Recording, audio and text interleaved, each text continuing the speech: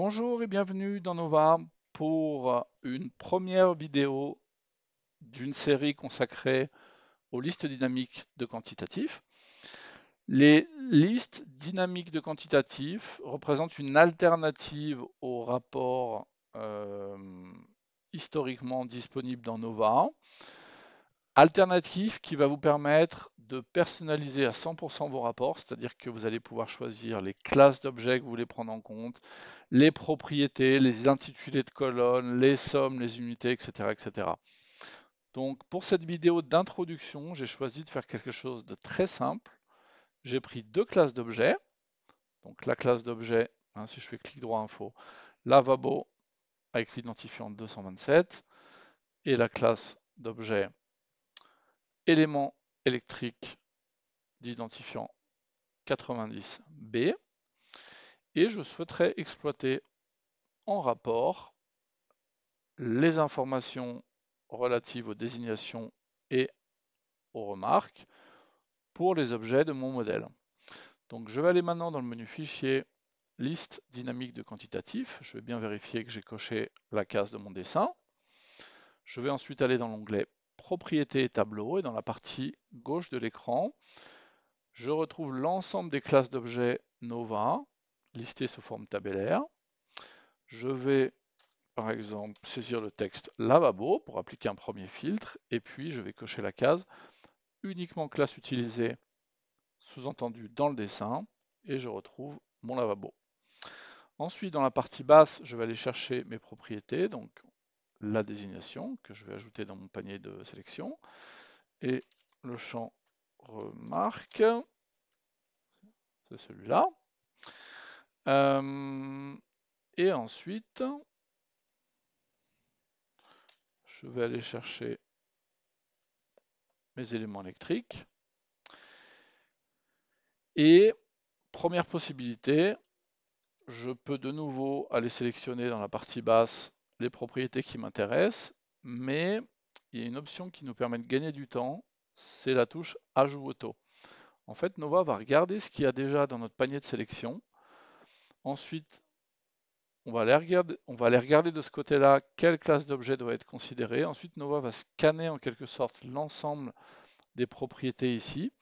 Et si on retrouve les mêmes propriétés que là-dedans, c'est-à-dire dans notre exemple la propriété de désignation et remarque, eh ben Nova va les piocher directement, clac, et les ajouter à droite. Donc par exemple, si vous voulez faire une liste de quantitatifs pour tous les appareils sanitaires, on a, je ne sais pas, 10, 15 classes d'objets qui contiennent toutes le champ désignation et le champ remarque. Vous sélectionnez vos classes ici, vous faites une sélection multiple, vous cliquez sur Ajout auto, et en un clic, vous avez toutes les propriétés recherchées qui vont se rajouter dans la partie droite. Ensuite, eh bien, écoutez, ce que je vous propose, c'est qu'on regarde directement les résultats. Pour l'instant, je vais décocher la case combiner les lignes identiques pour vraiment voir une première variante ultra simple. Donc, on retrouve deux colonnes et non pas quatre. Vous constaterez que lorsque les intitulés sont identiques, en fait, on va faire un espèce de routage depuis les propriétés individuelles des classes individuelles vers des colonnes identiques. Hein. Et puis, en ligne, bien sûr, on va retrouver les valeurs correspondantes à mon modèle.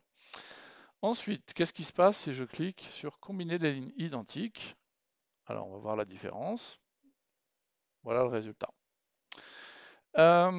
Si je veux, une fois que j'ai configuré ma liste dynamique, la sauvegarder, je vais cliquer sur l'icône en haut à droite correspondante. Et si je veux dans un projet importer un gabarit que j'ai déjà créé précédemment, je clique sur le deuxième icône. Alors, cet onglet import de données, c'est vraiment l'import brut, il n'y a pas de mise en page. Pour pouvoir exploiter les résultats, on va sauter dans l'onglet suivant. Par défaut, il va être exactement structuré comme l'onglet précédent, mais en fait, on va pouvoir appliquer des masques de présentation, des filtres, etc. dans ce tableau. Par exemple, si je fais clic droit sur le champ remarque, filtre avancé, on va pouvoir me proposer des conditions sur des valeurs, etc. si je veux appliquer un filtre. On va pas rentrer dans les détails dans cette vidéo, mais c'est juste pour vous compreniez un petit peu pourquoi on a comme ça plusieurs onglets.